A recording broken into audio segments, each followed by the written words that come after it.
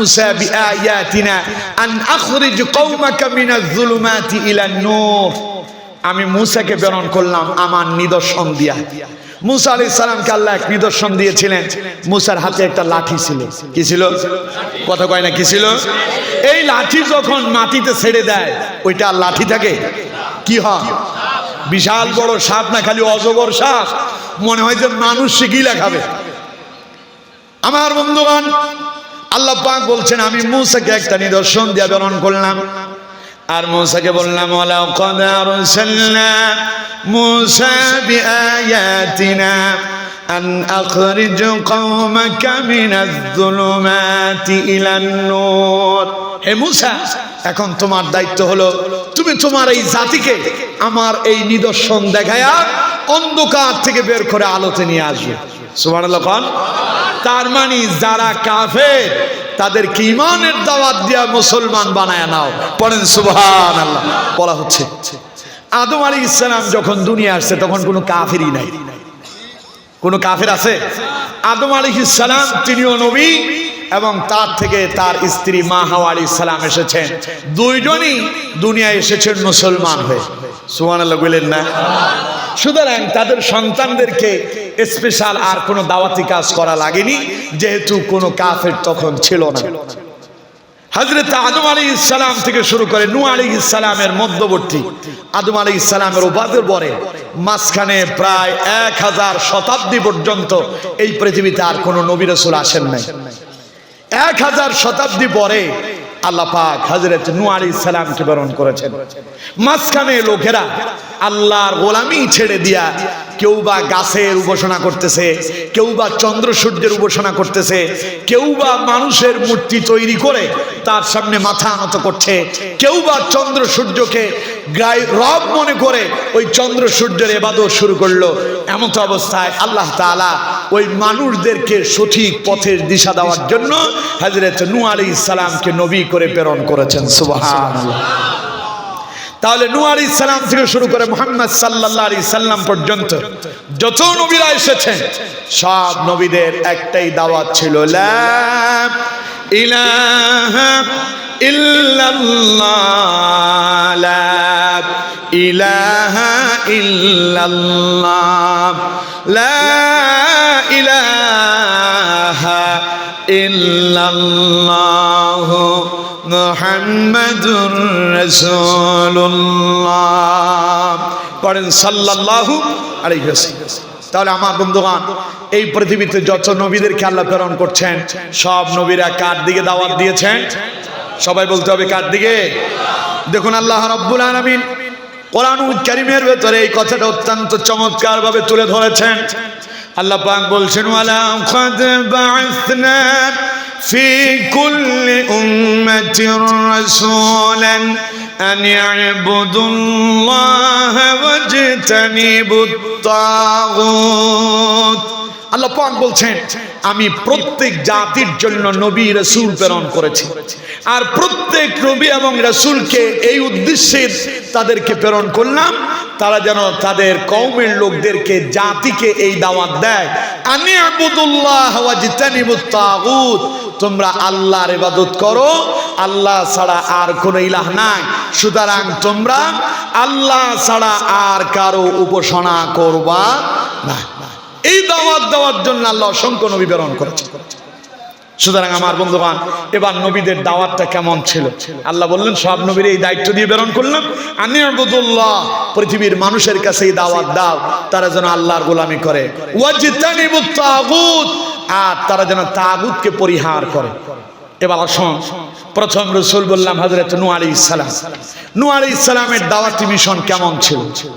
কোরআনুল কারীম সূরা আরাফে আল্লাহ পাক বলছেন লাকাদ আরসালনা নূহান ইলা কওমিহি ফাকালা ইয়া কওমি ইবুদুল্লাহ মা লাকুম মিন ইলাহিন গায়রুহু।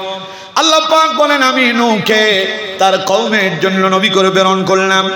ফাকালা ইয়া কওমি ইবুদুল্লাহ, নূহ আলাইহিস সালাম তার কওমের লোকদের কাছে এলেন আর তাদেরকে ডেকে বললেন ইয়া কওম, হে আমার কওমের লোকেরা, ইবুদুল্লাহা মা লাকুম মিন ইলাহিন গায়রু, তোমরা আল্লাহর গোলামি করো, আল্লাহ ছাড়া আর কোনো ইলাহ নাই। পড়েন সুবহানাল্লাহ।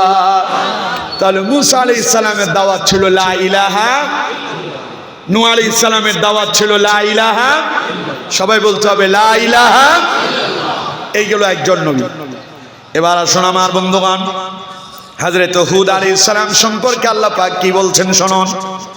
আল্লাহ রাব্বুল আলামিন বলছেন ওয়াইলা আদিন আখাহুম হুদা ক্বালা ইয়া কওমি ইবুদুল্লাহা মা লাকুম মিন ইলাহিন গায়রু।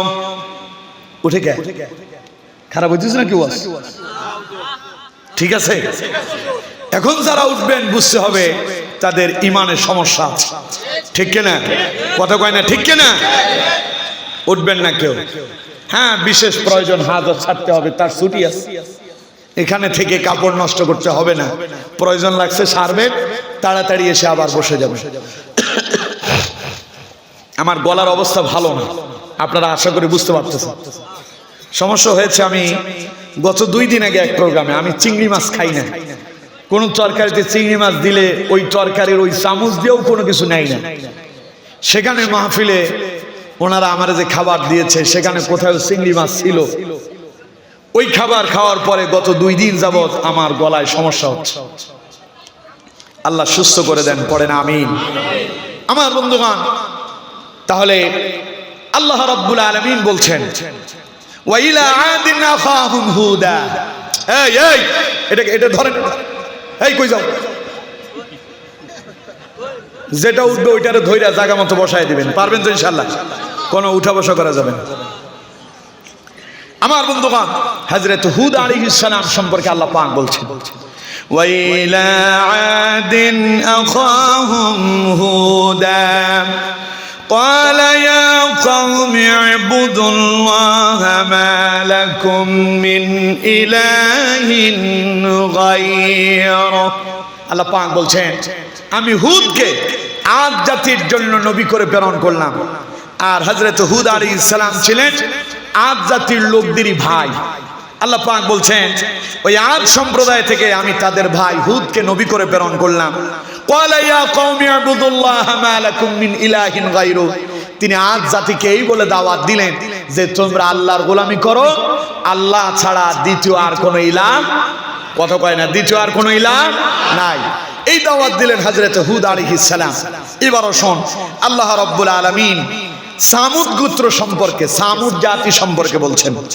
আল্লাহ পাক বলছেন ওয়াইলা সামুদ আখাহুম সালিহা قال يا قوم اعبدوا الله ما لكم من إله غيره। আল্লাহ পাক বলছেন আমি সামুদ জাতির জন্য তাদের ভাই সালেহকে নবী করে প্রেরণ করেছি। আর সালেহ তাদের কাছে এসে তিনিও দাওয়াত দিলেন ক্বালা ইয়া কওমি ইবুদুল্লাহ, হে আমার কওমের লোকেরা আল্লাহর গোলামি করো, মা লাকুম মিন ইলাহিন গায়রু, কারণ আল্লাহ ছাড়া দ্বিতীয় আর কোনো ইলাহ নাই। পড়েন সুবহানাল্লাহ। এইগুলো সামুদ জাতি। এবার আমার বন্ধুগণ, আল্লাহ রাব্বুল আলামিন বলছেন মাদিয়ান বাসীর জন্য আমি একজন নবী প্রেরণ করলাম।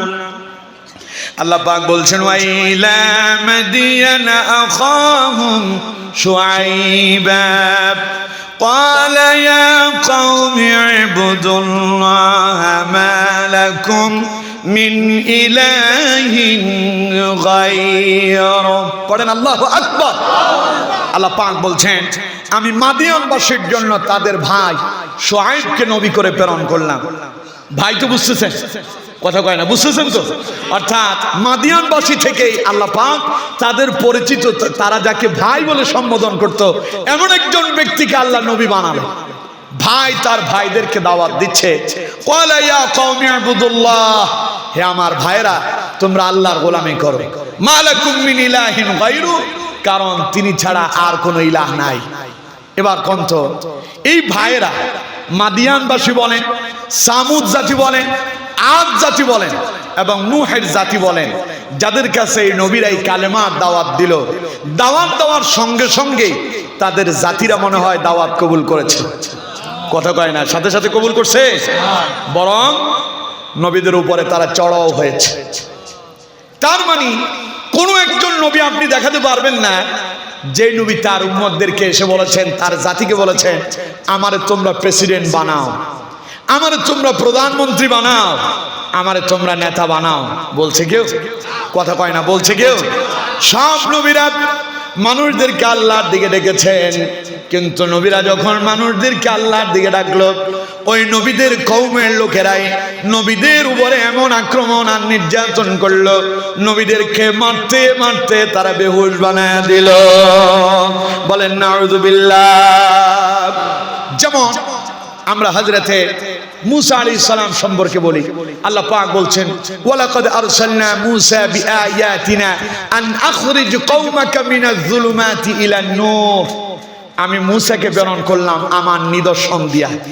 মুসা আলাইহিস সালামকে আল্লাহ এক নিদর্শন দিয়েছিলেন, মুসার হাতে একটা লাঠি ছিল। কি ছিল? কথা কয় না, কি ছিল? এই লাঠি যখন মাটিতে ছেড়ে দেয়, ওইটা আর লাঠি থাকে? কি হয়? বিশাল বড় সাপ না, খালি অজগর সাপ, মনে হয় যে মানুষ গিলা খাবে। আমার বন্ধুগণ, আল্লাহ পাক বলছেন, আমি মুসাকে একটা নিদর্শন দিয়ে প্রেরণ করলাম। আর মুসাকে বললাম, ওয়ালাকাদ আরসালনা মুসা বিআয়াতিনা আন আখরিজ কওমাকা মিনাজ যুলুমাতি ইলান নূর।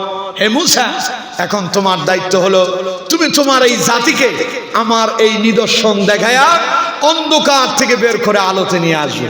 সুবহানাল্লাহ। তার মানে যারা কাফের তাদেরকে ঈমানের দাওয়াত দিয়া মুসলমান বানায় নাও। পড়েন সুবহানাল্লাহ। মুসা আলাইহিস সালাম যখন এই দাওয়াত দেওয়া শুরু করলো, মুসা আলাইহিস সালামের কওমের সবচাইতে বড় মানুষ, বড় প্রভাবশালী মুসার শত্রু কি নাম? সবাই বলেন কি নাম? ফেরাউন মুসা আলাইহিস সালামরে সালাম জানাইছে। কথা কয় না, সালাম দিছে। অথচ ফেরাউন মুসা আলাইহিস সালামরে লালন পালন করছিল। ইতিহাস আপনারা জানেন। ফেরাউন মুসা আলাইহিস সালামরে সালাম দেয় নাই, সম্মান করে নাই, বরং মুসা আলাইহিস সালামকে হত্যা করার জন্য সামনে এগিয়ে এসেছিল। ঠিক কিনা? জোরে বলতে হবে, ঠিক কিনা? আচ্ছা কোন তো সেই ফেরাউন মুসা আলাইহিস সালামের দাওয়াতি মিশন বন্ধ করতে পেরেছিল? বরং ফেরাউনে ধ্বংস হয়েছিল। ঠিক কিনা? জোরে বলতে হবে, ঠিক কিনা? দেখুন আল্লাহ পাক কোরআনে বলছেন, কাযযাবাত ক্বাবলাহুম কওম নূহ ওয়া আদ ওয়া ফিরআউন যুল আওতাদ। আল্লাহ পাক বলছেন, নূহ এবং আদ সম্প্রদায়ের জাতির লোকেরা, নূহের জাতির লোকেরা, ফেরাউনের জাতিরা সব নবীদেরকে মিথ্যাবাদী বলেছিল। ওয়া সামুদ ওয়া কওম লূত ওয়া আসহাবুল আইকা। আমি যেই সমস্ত নবীদের নাম এতক্ষণ বলছি, সামুদ জাতি, আদ জাতি, লূত জাতি, হুদ জাতির লোকেরা, এই লোকেরা সব নবীদেরকে মিথ্যাবাদী বলেছিল। ইন কুল্লুন ইল্লা কাযযাবার রাসূল। আল্লাহ বলছেন এরা সব নবীদেরকে মিথ্যাবাদী বলেছিল। আচ্ছা কোন তো নবীরা যে কালেমার দাওয়াত দিয়েছিল, ওটা সত্যের পক্ষে ছিল না মিথ্যার পক্ষে ছিল? আরো জোরে বলেন, সত্যের না মিথ্যার? তার মানে সত্যের দাওয়াত শুনলে বাতিলদের কলিজায় আগুন লাগে। কথা কয় না, ঠিক কিনা? যেটা বিগত 16 বছরে এই 90% মুসলমানের দেশে আমরা দেখেছি। আমাদের কোরআনের পাখি আল্লামা দেলওয়ার হোসেন সাইদি জীবনের 50 বছর আল্লাহর কোরআনের দাওয়াত দিয়েছিল। যার আলোচনা শুনে বেঈমান আল্লাহওয়ালাতে পরিণত হয়েছে, বেনামাজি নামাজিওয়ালা হয়েছিল। ওই কোরআনের পাখিকে জালেমেরা ধরে মিথ্যা মামলা দিয়া 13 বছর জেলখানায় বন্দী করেছিল। ঠিক কিনা?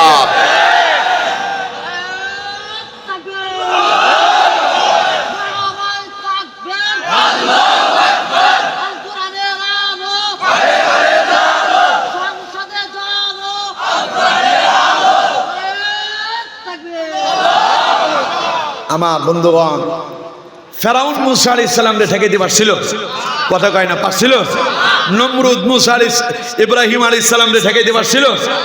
আদ সম্প্রদায় বলেন, সামুদ বলেন, হুদ বলেন, লূত বলেন, এরা কোন নবীদের দাওয়াতি মিশনকে বন্ধ করতে পারে না। ঠিক কিনা? জোরে বলেন, ঠিক কিনা? নবীরা সাকসেস হয়েছেন। সুতরাং নবীদের দাওয়াতি কাজ, এই কাজ সাধারণ কোনো কাজ নয়, এটা আল্লাহরই দেওয়া বিধান। এই দাওয়াতি কাজ করে যারা শেষ বেলায় সফল হয় তারা ঠিক কিনা? বাংলাদেশের ইতিহাসও তাই বলছে। আল্লামা সাঈদীকে গ্রেফতার করার পরে তারা মনে করছিল এই দেশে আর তাফসীর মাহফিল হবে না, ঠিক কিনা? তবে এক সাঈদী গ্রেফতার হওয়ার পরে বাংলাদেশে হাজার হাজার সাঈদী বিভিন্ন ঘরে ঘরে যিনি তৈরি করেছেন তিনি কে? আরো জোরে বলতে হবে কে? আল্লাহ বলছেন ওয়ামা কারু ওয়ামা কারাল্লাহ ওয়াল্লাহু খায়রুল মাকিরিন। জালেমরা ষড়যন্ত্র আর চক্রান্ত করে, আল্লাহ কয় আমি কৌশল করি। সুবহানাল্লাহ কইলেন না? ওরা এক সাঈদীরে গ্রেফতার করলো, হাজার সাঈদী তৈরি হয়েছে। আল্লামা সাঈদী তিনি প্রত্যেকটি মাহফিলে আলোচনা শুরু করার আগে একটা দোয়া করতেন। দোয়াটা কি? ইয়া রব করম তো আগার করে ও বাদ দে जुबान जो दिल पर असर करे रब्बना तकब्बल मिन्ना इन्नका अंतस समीउल अलीम व तुब अलैना इन्नका अंतत तव्वाबुर रहीम। ठीक ना? এই দোয়া আপনারা শুনেন নাই? কি বলেছেন তিনি? তিনি বলেছেন ইয়া রব করম তো আগার করে, হে আমার রব, হে আমার মাবুদ, হে আমার মালিক, তুমি তো যা চাও তাই করতে পারো। ও বাদ দে জুবাকো जो दिल पर असर করে, আমার জবান দিয়ে এমন কিছু বের করে দাও যা মানুষের অন্তরে গিয়ে আসর করবে। সুবহানাল্লাহ। সেটা শুধু আসরই করে নাই। আমি আল্লামা সাঈদীর তাফসীর শুনেছিলাম খুব ছোট তখন, আমার মনে হয় সম্ভবত ওটা 2005-06 সাল হইতে পারে, এরকমের দিকে, বিএনপি সরকারের আমলে। তখন আমি তার আলোচনা যখন শুনেছিলাম তখন খুব ছোট। সেখানে তার তাফসীর মাহফিলের সেই দিনকের ছাত্র হওয়ার সুযোগ আল্লাহ আমাকে দিয়েছেন। পড়েন আলহামদুলিল্লাহ। আমার বন্ধুগণ, আমি যখন মাদ্রাসায় পড়ি আমার বাবা আমার জন্য সব সময় দোয়া করতেন যে আমি তোমার জন্য দোয়া করি আল্লাহ যেন তোমার সাঈদীর মতো কবুল করে। আমার আব্বার ইন্তেকালের 2 দিন আগে এই দোয়া তিনি করেছেন আমার জন্য। বাপও আলেম ছিল, ভাইরা সবগুলোই মাদ্রাসায় পড়ুয়া, 3 ভাই হাফেজ, 3 ভাই আলেম। আমার দাদাও আলেম, আমার নানাও আলেম, 14 গোষ্ঠী সব আলেম। পড়েন আলহামদুলিল্লাহ। তো আমি সেই দিন আল্লামা সাঈদীর আলোচনা শুনেছিলাম। এমনকি সাঈদী সাহেবের এমন কোন ক্যাসেট ছিল না যেগুলো আমাদের শোনা হতো না। আমার বাবা সব সময় সাঈদী সাহেবের মাহফিল শেষ হলেই ফেরেদ ময়দানে যে 5 দিনের তাফসীর করতেন তিনি প্রত্যেক দিনের ক্যাসেট নিয়ে আসতেন। প্রথম পর্ব, দ্বিতীয় পর্ব, তৃতীয়, চতুর্থ, পঞ্চম সব পর্ব নিয়ে আসতেন এবং ওই সময় সাউন্ড বক্স লাগায়া পুরো বাড়িতে শোনাতেন। সুবহানাল্লাহ। সেই সাঈদী সাহেবের দোয়ার ফসল এই ইমামউদ্দিন মাসুম। তিনি যে সেই দিন দোয়া করেছিলেন ইয়া রব করম তো আগার করে ও বাদ দে জুবাকো जो दिल पर আসর করে, হে আমার রব তুমি তো যা চাও তাই করতে পারো, আমার জবান দিয়ে এমন কথা বের করো যা মানুষের কলিজায় আসর করবে। আল্লাহ তার এই দোয়াতে এমন ভাবে কবুল করেছেন, তার মতো অবিকল কণ্ঠ দিয়া বাংলাদেশে হাজারো সাঈদী আল্লাহ তৈরি করেছেন। ঠিক কিনা? তাইলে কোন তো আল্লামা সাঈদীর এই দাওয়াতি মিশন তারা বন্ধ করতে পেরেছিল? কথা বলেন, পেরেছিল? সুতরাং যারা বন্ধ করতে চেয়েছিল ইতিহাস বলছে তারাই বন্ধ হয়ে গেল। ঠিক কিনা? জোরে বলেন ঠিক কিনা? আল্লামা সাঈদী বলেছিলেন আমি দেখতে পাচ্ছি বাংলাদেশের ভাগ্যাকাশের উত্তর গগনে কালো মেঘ জমা হয়েছে, ঝড়ের পূর্বাভাস লক্ষ্য করছি। যদি সক্ষম ভাবে মোকাবেলা করতে না পারো এমন গাঢ় কালো অমাবস্যার রাত আসতে পারে যার সবে ছা দেখা অসম্ভব। ঠিক কিনা? এই বক্তব্য যে বাংলাদেশে সঠিক প্রমাণিত হয়েছে তাও আমরা দেখেছি। এই দেশে কোরআনের দাওয়াতি কাজ করতে অনুমতি লাগতো। ঠিক কিনা? এরকম একখান মাহফিল আপনারা করে ফেলবেন এত সহজ ছিল? বিগত বছরগুলোতে এই যে যুবকেরা, মাদ্রাসার কমিটিরা মানুষের ধারে ধারে যেতে হয়েছে। গত বছর আমি এসেছিলাম আপনাদের সরিষাকল ফাজিল মাদ্রাসার মাহফিলে, অনেকে আমার ওইখানে শ্রোতা হয়েছিলেন। সেখানে তারা আমাকে কি এক চাপের উপরে রাখছে। মাদ্রাসা কমিটির কয়েকজন আপনাদের এই যে রাশেদ, কই রাশেদ কই আছে? রাশেদ আমারে দাওয়াত দিল। মাদ্রাসা কমিটির একজন কমিটি রাশেদের ডাক দিয়ে বলতেছে, এই হুজুরে কে দাওয়াত দিছে, তারে গ্রেফতার করা হবে। আমার বন্ধুগণ, আমি সেখানে 2.5 ঘন্টা কথা বলেছি। ওই 2.5 ঘন্টা কিছুক্ষণ পর পরে খালি আসে, হুজুর পুলিশ আসবে। বললাম, পুলিশ আসলে আমার কি? পুলিশ আসলে আমার কি? আমরা কি পুলিশের ভয় পাই? আরে পুলিশও তো এই দেশের জনগণ, ঠিক কিনা? ও তো আমার মতোই মানুষ। সরকার তাকে একখানা অস্ত্র দিয়েছে, ওটা জনগণের কল্যাণে ব্যবহার করার জন্য। অথচ আমরা দেখেছি এই দেশের সন্ত্রাস হয়ে পুলিশই মানুষের কলিজায় গুলি চালিয়েছে, ঠিক কিনা? যারা ওই পুলিশকে সন্ত্রাস বানালো, আজ তারা ওই পুলিশকে একা ফেলে পালিয়ে গেল। আমরা তখন পুলিশ ভাইদেরকে বলছি, আপনারা আমাদের শত্রু না, আপনারা আমাদের বন্ধু। আমরা আপনাদেরকে ভালোবাসি, আমরা আপনাদেরকে পছন্দ করি। অন্যের কথায় ঘা ভাসিয়ে দেবেন না। সময় একদিন আসবে, আপনাদের নাম শুনলে জাতি থুতু নিক্ষেপ করবে। ইতিহাস বলছে, পুলিশ দেখলেই মানুষ ঘৃণার চোখেই তাকাইছে, ঠিক কিনা? আজ অনেক পুলিশ, ভালো ভালো পুলিশ যারা, অনেকেই নিজের চাকরি ছেড়ে দিয়েছে সম্মানের জন্য। অনেকেই চাকরি ছাড়ছে, আমি জানি। আমি যশোরে এক মাহফিলে গেলাম, এক পুলিশ কর্মকর্তা আসলেন, এসে বললেন যে হুজুর আমি রিটায়ার করেছি। কেন? হুজুর এটাতে আর সম্মান নাই, সব শেষ। আমি যে বাসায় থাকি, বাসার মালিকও পুলিশ। উনি আমার বললেন হুজুর রিটায়ার করছি। কেন? হুজুর আর সম্মান নাই, সব শেষ করে দিয়েছে আমাদের। আমি আমার পুলিশ ভাইদেরকে বলি, আপনারা তো এই জনতার কল্যাণে নিয়োজিত। যেই মানুষের পয়সা দিয়ে আপনাকে অস্ত্র দেওয়া হয়েছে, সেই অস্ত্র মানুষের বুকে চালাবেন। আমি ভয় করি নাই। সেই দিন আমি আমার টার্গেট ঠিক রেখে আমি আলোচনা করে গিয়েছি। আলহামদুলিল্লাহ, আল্লাহ আবারও আমাকে শাহজাদপুরে কবুল করছে। পড়েন আলহামদুলিল্লাহ। কিন্তু যারা সেই দিন আমাকে ভয় দেখিয়েছিল, পুলিশ আসতেছে, আপনারে গ্রেফতার করা হবে, রাশেদকে বলা হলো তোমারে গ্রেফতার করব, এই বক্তা কেন দাওয়াত দিয়েছো? আজ তারা একটাও নাই, সব পালাইছে, ঠিক কিনা? সুতরাং আল্লাহর সিদ্ধান্তই চূড়ান্ত, কথা কয় না? আল্লাহর সিদ্ধান্তই। সুতরাং আমার বন্ধুগণ, সব নবীদের দাওয়াতি কাজে কাফিরেরা বাধা দিয়েছিল, কিন্তু কোন নবীদের দাওয়াতি মিশন বন্ধ করতে পারে নাই। যা আমরা বাংলাদেশে দেখেছি, এই দেশেও কোরআনের দাওয়াতকে বন্ধ করে দেওয়ার জন্য নানাবিধ ষড়যন্ত্র হলো, কিন্তু কোরআনের দাওয়াত আছে, যারা বন্ধ করতে চাইলো তারাই বন্ধ, ঠিক কিনা? কথা কয় না, ঠিক কিনা? ওরা আবার বলে মাঝে মধ্যে আসবে, খুব তাড়াতাড়ি নাকি আসবে। লোকজন কয় আমরাও প্রস্তুত আছি, আসো তুমি শর্ট করে ঢুকো, আমরা ফট করে কাম চালায় দেব, ঠিক কিনা? আমার বন্ধুগণ, আপনাদের কাছে আহ্বান জানাই, আমরা আপনাদেরকে কোনো দলের দিকে ডাকি? কথা কয় না, কোনো দলের দিকে ডাকছি? আচ্ছা, আপনাদেরকে আমরা বলেছি আপনি জামাত ইসলাম করেন, বলেছি?